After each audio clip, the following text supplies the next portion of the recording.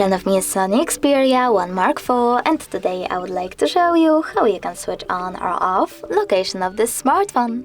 Start by exiting Tab menu. Now you need to look for location icon and click on it. Then choose close in this pop-up. As you can see, when I go back, location of my Sony is off. If you wish to turn it back on, just click on the same icon. You can always go into settings if you wish to. Scroll down and tap on location section over here.